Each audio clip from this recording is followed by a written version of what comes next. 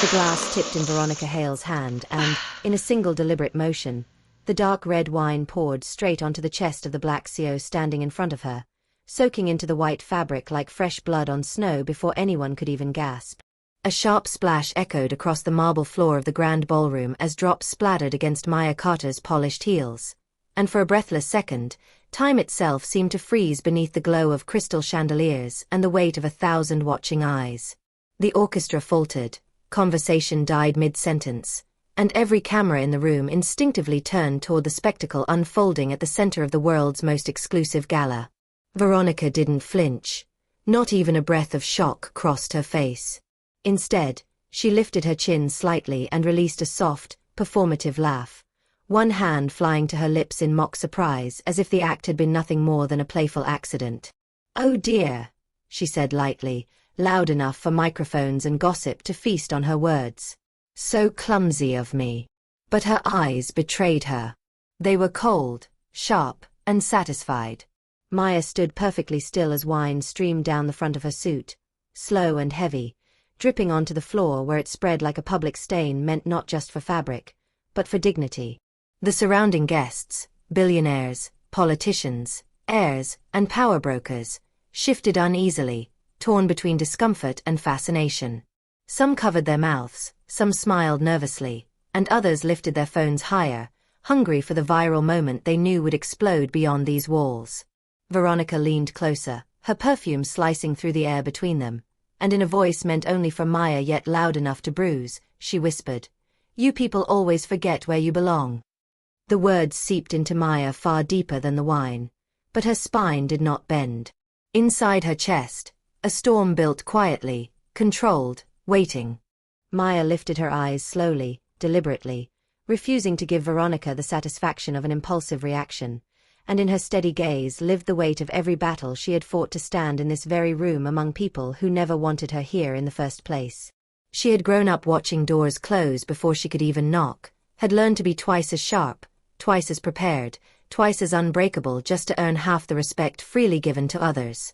Every step of her rise, from struggling startup founder to one of the most formidable CEOs in the country, had been carved with discipline, negotiation, and silent endurance. Now, soaked in humiliation meant for public consumption, she felt the room holding its breath, waiting for her to shatter. But Maya did not shatter. Slowly, with controlled elegance, she adjusted her posture as the wine continued to drip from her cuffs, and the simple act of standing tall shifted the energy in the room. "Is this what power looks like to you?" she asked calmly, her voice steady enough to carry across the hushed ballroom. The question landed heavier than any insult. Veronica's smile tightened for just a fraction of a second before she masked it with laughter. Around them, executives who owed their wealth to the Hale empire exchanged glances of caution and fear. They understood the danger of this confrontation, yet their silence spoke louder than defense. To challenge Veronica was to challenge the shadow of her brother, the billionaire architect of a $14 billion empire built on influence, leverage, and unspoken threats. As security subtly inched closer, Maya realized something with chilling clarity. This moment had never been about a spilled drink. It had been about reminding her, publicly and brutally, that she did not belong. But in that same moment, Maya also realized something else. This humiliation, broadcast to the world, was no longer just Veronica's weapon. It was now evidence. Within minutes of the incident, the video exploded across social media like a match dropped into dry fuel, racing through platforms, headlines, and global news feeds faster than any corporate PR team could contain. Every frame was dissected, the intentional tilt of Veronica's wrist, the smirk she tried to disguise, the stillness of Maya's response. Hashtags surged. Outrage grew by the second. What was meant to be a private display of social dominance transformed into a worldwide indictment of entitlement and abuse of power. News outlets that had long treated the Hale family with protective caution suddenly shifted tones, emboldened by undeniable footage.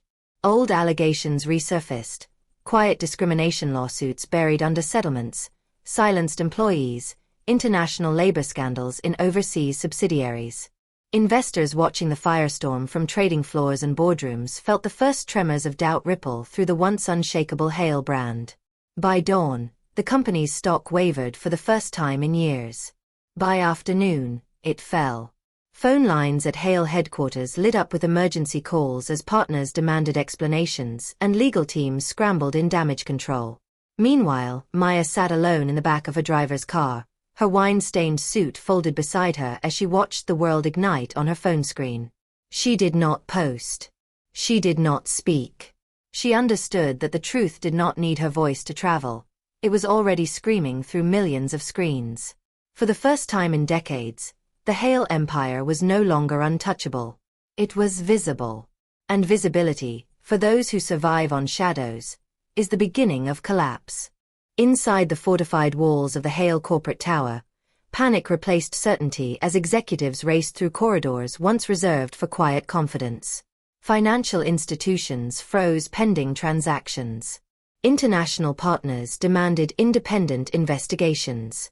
Major clients quietly withdrew contracts, citing reputational risk. The carefully polished narrative of the Hale dynasty cracked under the relentless pressure of public scrutiny, and through those cracks poured everything once hidden. Meanwhile, Veronica disappeared from public life overnight, her glamorous social presence wiped clean as legal teams advised silence. But silence offered no shelter from the consequences already unfolding. In stark contrast, Maya re-entered the public eye with composed precision. At a press briefing held just days later, she stood before a wall of cameras with neither bitterness nor spectacle in her voice. "This was never about a drink," she said. "It was about how easily some people believe they can diminish others without consequence." Those words struck with surgical force. Markets reacted. Investors shifted. And something even more powerful than sympathy began to grow around her: trust. Her company's stock climbed steadily as global leaders voiced support not out of pity, but respect. Young entrepreneurs watched her with new eyes. Women of color found in her response a reflection of their own silent endurance. While the Hale empire hemorrhaged credibility by the hour, Maya's influence expanded beyond boardrooms into something far deeper: moral authority. Weeks later, the financial world had confirmed what the first splash of wine had silently set into motion. Billions of dollars wiped from the Hale empire as investigations tightened, partners withdrew, and public scrutiny refused to relent. Shareholders who once blindly trusted the family now questioned every decision, every contract, every alliance, and the media chronicled each misstep with relentless precision. Veronica remained unseen, her social media silent, her name whispered in the halls of gossip and fear, but the damage she had intended to inflict had instead become a monument to her own arrogance. Meanwhile, Maya Carter, undeterred and unbowed, prepared to address the global stage at a leadership summit attended by the most influential figures in business, politics, and media.